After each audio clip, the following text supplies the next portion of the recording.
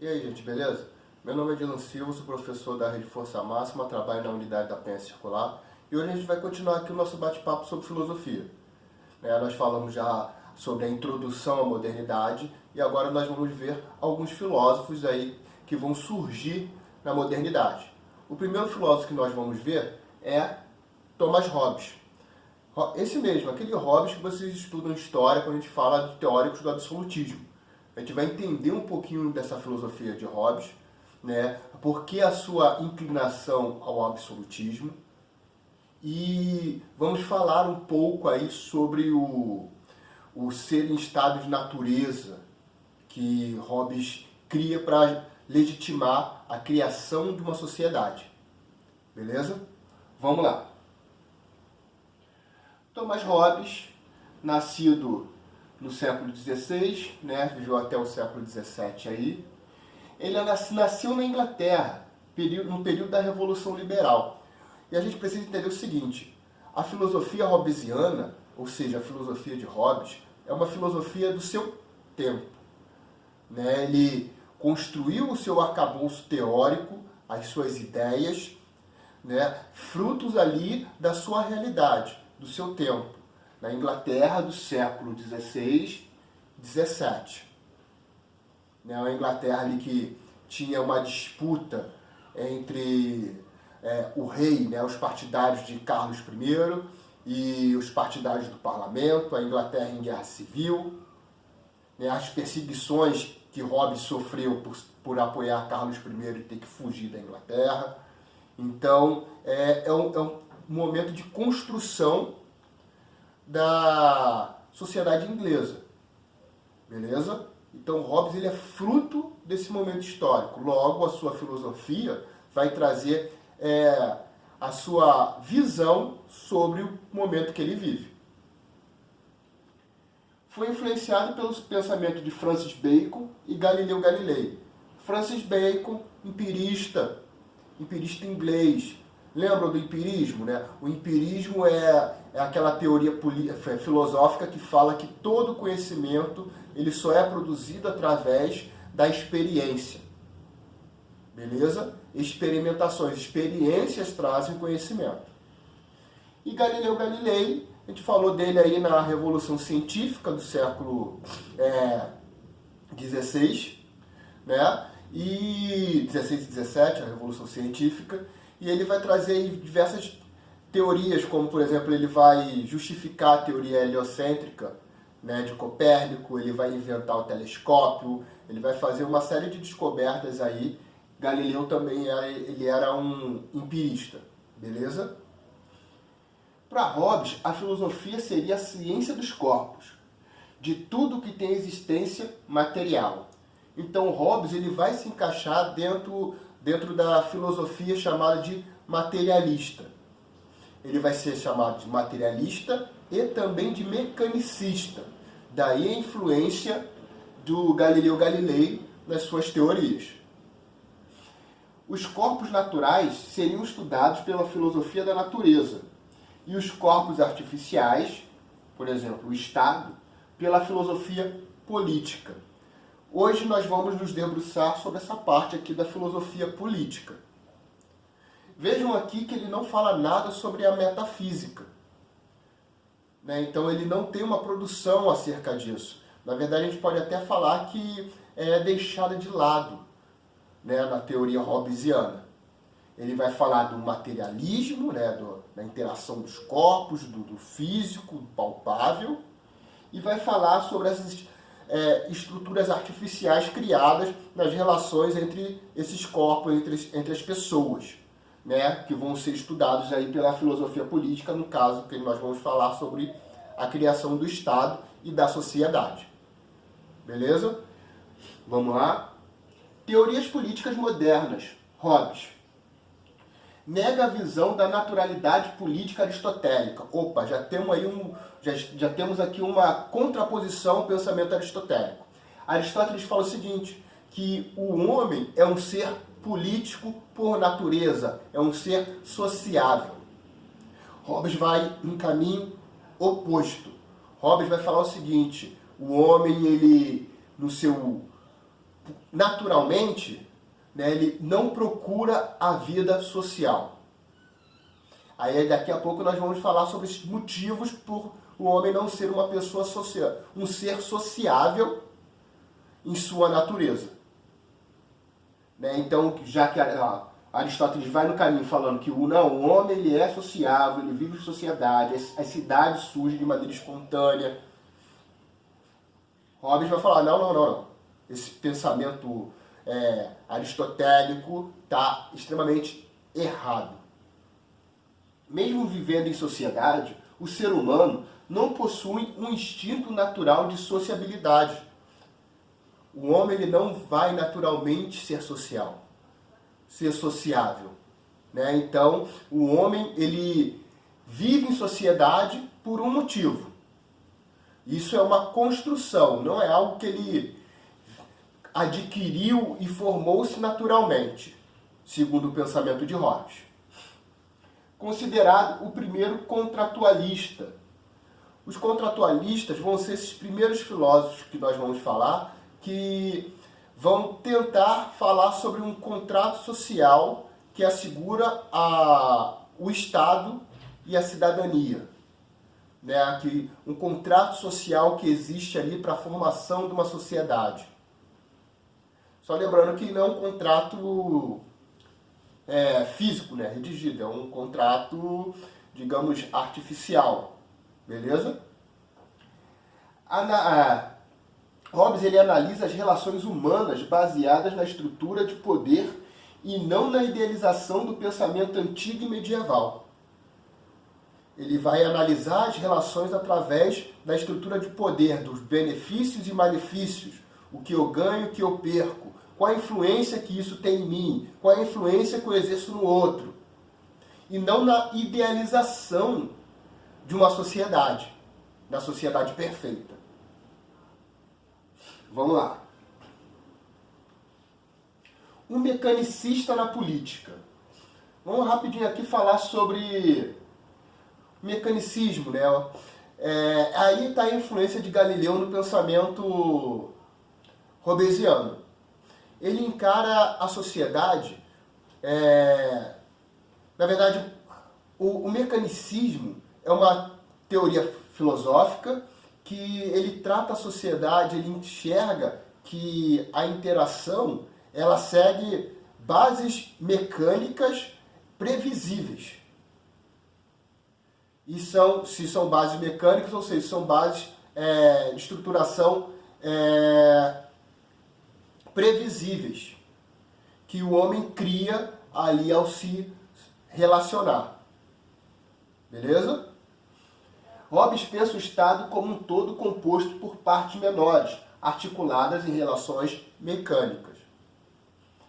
Fazia uma leitura mais materialista, já falamos sobre materialismo aí, né? Sobre a estrutura física, né? Os corpos, enfim, das ações humanas, acreditando que princípios mecânicos davam origem às vontades e aos desejos humanos. Então, Hobbes ele vai pegar a teoria materialista e vai associar aí a teoria mecanicista. Materialismo aqui, a gente tem influências aí, né, dos empiristas, por exemplo, e o mecanicismo a mais evidente aí é a influência de Galileu.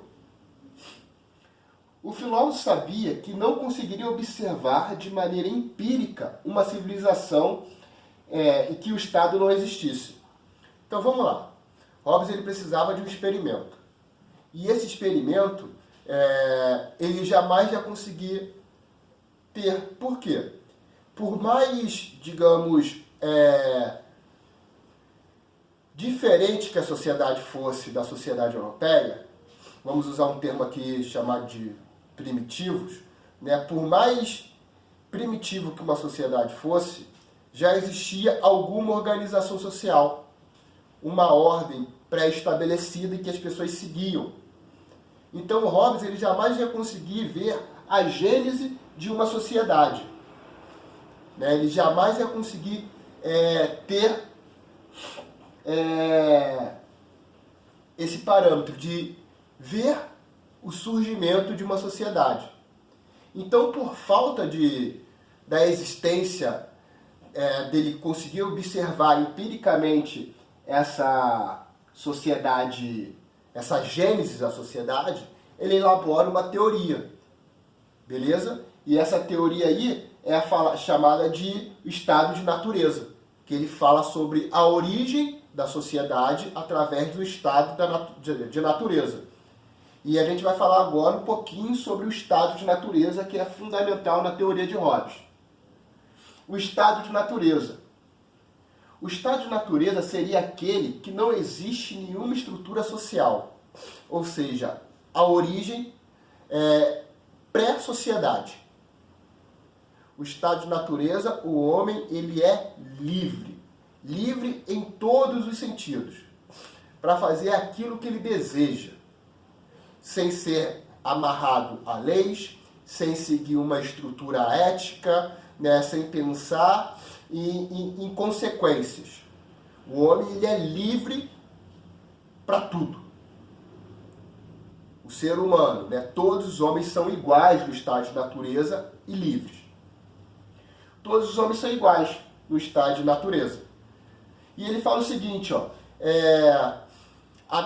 no estado de natureza, o homem ele é livre e ele é igual, e a natureza concede diversos atributos ao homem que o coloca em pé de igualdade.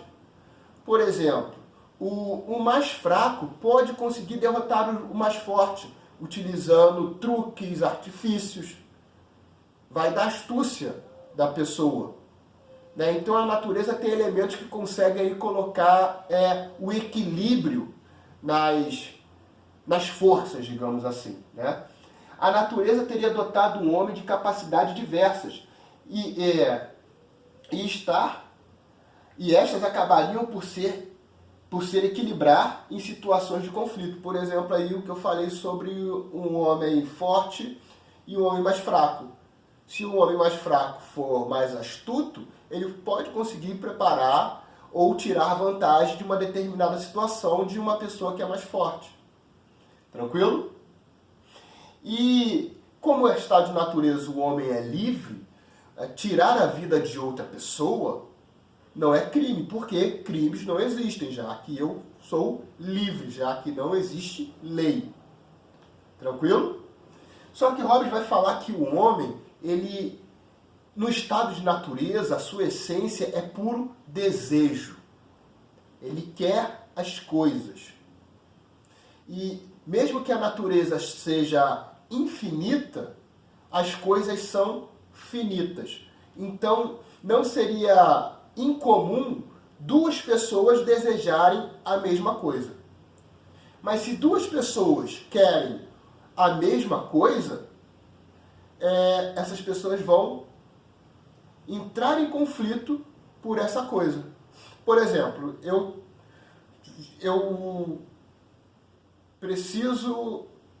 tenho uma área que eu caço. E entra uma pessoa para caçar na mesma área que eu. Nós estamos atrás da mesma caça. Tranquilo? Eu sou uma pessoa e tem outra pessoa que quer caçar a mesma caça que eu. Só que a gente não vai conseguir dividir ou entrar em acordo.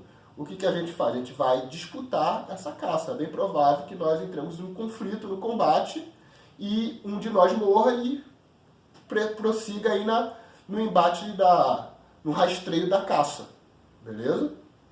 Então, o homem em estado de natureza, como a natureza as coisas são finitas, né, e os desejos são infinitos, é comum de ter lugares em que as pessoas disputam a mesma coisa. Beleza? Naturalmente, o homem tende ao conflito. Por quê?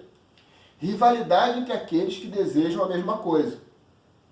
Inexistência de um Estado e de leis. Se eu sou livre, eu posso fazer o que eu bem entendo. Eu posso tirar a vida de uma pessoa, já que não existe punição sobre isso. Tranquilo? A liberdade plena garantiria às pessoas o direito de agir conforme seus desejos, não havendo qualquer limite. Eu posso fazer o que eu bem entendo. E a outra pessoa também pode fazer o que bem entende. A liberdade plena é desejável, mas mantém o homem sob constante ameaça. Por quê? Se eu posso fazer o que eu quero, outra pessoa também pode. Se eu posso tirar a vida de uma pessoa, outra pessoa também pode tirar a minha vida.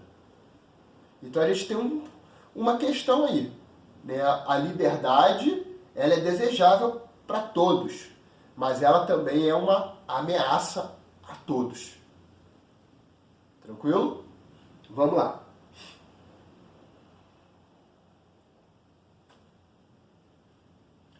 Direito à liberdade versus preservação. Nascido livre, o ser humano tende a querer manter-se livre, pois é a base dos seus desejos. O homem que nasce livre, ele quer se manter livre.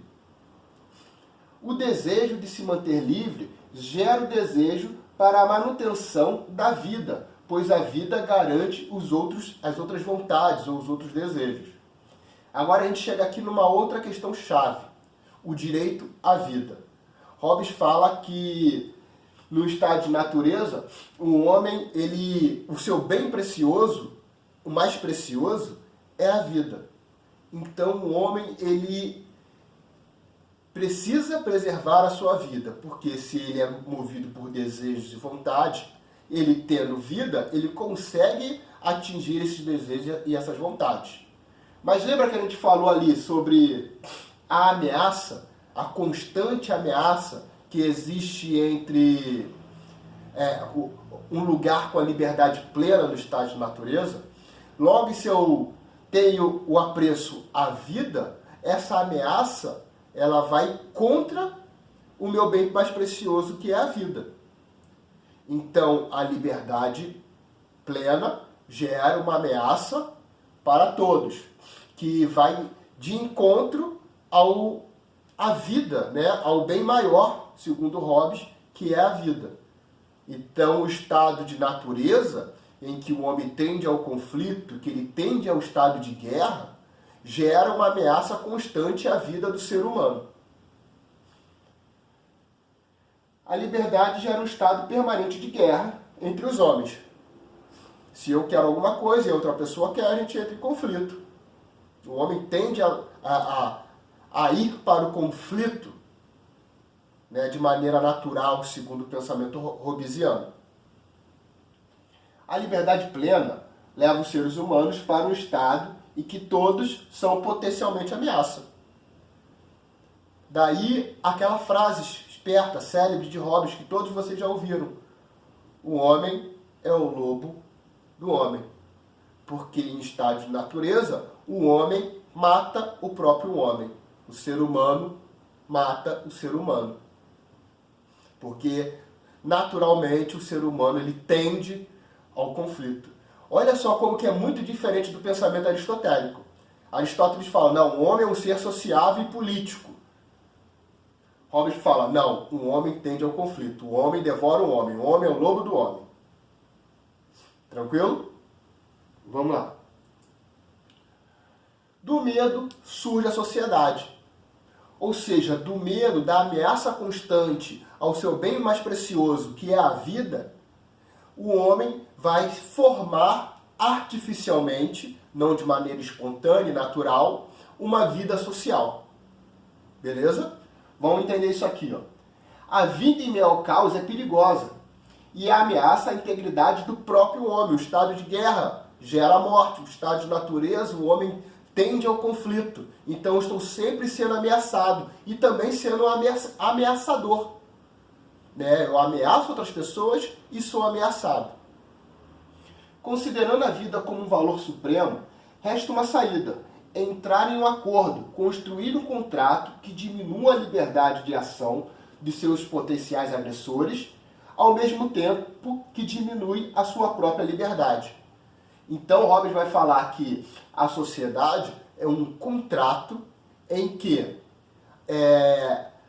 a minha liberdade individual, a minha plena liberdade, ela vai ser diminuída. Consequentemente, a liberdade do próximo, das outras pessoas, também vão ser diminuindo, vão ficando mais restritas. E dessa forma, a ameaça à vida, ela acaba sendo... a ameaça à vida ela vai diminuir. Mas não é um movimento natural, é um movimento artificial. É estabelecida uma convenção de comportamento. Ou seja, todos nós devemos nos comportar dessa maneira para que nós possamos usufruir e ter a nossa vida preservada, para nós não sermos mais uma ameaça um para o outro. A sociedade civil é fruto do medo, desse medo ao atentado à vida. Pois cada indivíduo encara o seu semelhante como um concorrente que precisa ser dominado. Hobbes fala que um tenta dominar o outro, e essa luta constante por dominação leva ao estado de guerra, que leva à ameaça à vida. Daí o perigo do estado de natureza. O homem entra em uma sociedade por uma análise de benefícios e de prejuízos. Ele olha, o que eu ganho com esse contrato? E o que eu perco com esse contrato? Ele pesa. Os benefícios são maiores do que os prejuízos. Daí as pessoas começam a se organizar em sociedade, segundo o pensamento hobbesiano. A inserção, a formação da sociedade, o contrato, ele é extremamente artificial. Ele foi construído com o passar do tempo. O Estado, Leviatã como garantia dos acordos. Leviatã, aquele monstro bíblico, do livro de Jó, se eu não me engano. Hobbes utiliza a figura do Leviatã para mostrar o poder do Estado e a representação desse Estado, tanto numa Assembleia como numa monarquia. Vamos lá. Para acabar com o estado de guerra, é necessária a criação artificial da sociedade política, administrada pelo Estado. Beleza. Artificialmente a gente vai se articular e vamos forjar, vamos criar uma administração que a gente vai chamar de Estado. Tranquilo? Mas quem vai administrar esse Estado? Hobbes fala que poderia ser uma assembleia, formada por diversas pessoas, ou poderia ser um monarca, um soberano. Tranquilo? O contrato é um contrato artificial. Não há uma união de pensamentos, apenas uma junção de necessidades. Todos nós não queremos mais nos sentir ameaçados, então nós vamos viver juntos. Cada indivíduo transferiria o seu poder de autogoverno para um terceiro, ou seja, todos os membros dessa sociedade transferem o seu autogoverno, ou seja, a sua liberdade plena, para o Estado. E esse Estado deve gerenciar essa liberdade. Ou prezar pela paz para que nós não sejamos uma ameaça um para o outro. Para que cede o seu autogoverno para os terceiros, para que esse governo governe a todos. O poder poderia ser transferido para um homem ou uma assembleia, e a legitimidade do poder é assegurada pelos cidadãos, pelo povo. Só que Hobbes ele tem uma inclinação, na verdade ele se posiciona a favor de uma monarquia, porque ele fala que a Assembleia pode estar envolvida com as paixões de diversas pessoas que entrariam em conflito, que levariam ao estado de guerra novamente. Então, por isso ele tem uma predileção,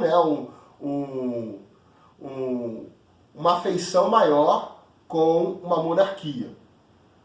Beleza? Por isso a gente estuda Hobbes lá nos teóricos do absolutismo. O poder do soberano. Hobbes afirma que a soberania deveria ser monárquica, pois a Assembleia colocaria em jogo as paixões dos que a comporiam. Dessa forma, o Estado ficaria fraco e tenderia ao conflito. Segundo Hobbes, então, as paixões envolvidas ali por diversas pessoas na Assembleia levariam ao estado de conflito, que novamente levaria ao estado de guerra. O filósofo é favorável a uma monarquia absoluta. Contudo, esse poder absoluto deve ser utilizado para manter a paz.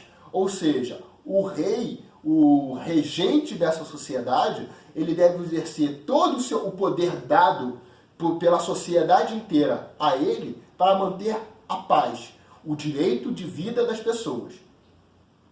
O soberano é o símbolo da esperança humana de uma vida confortável.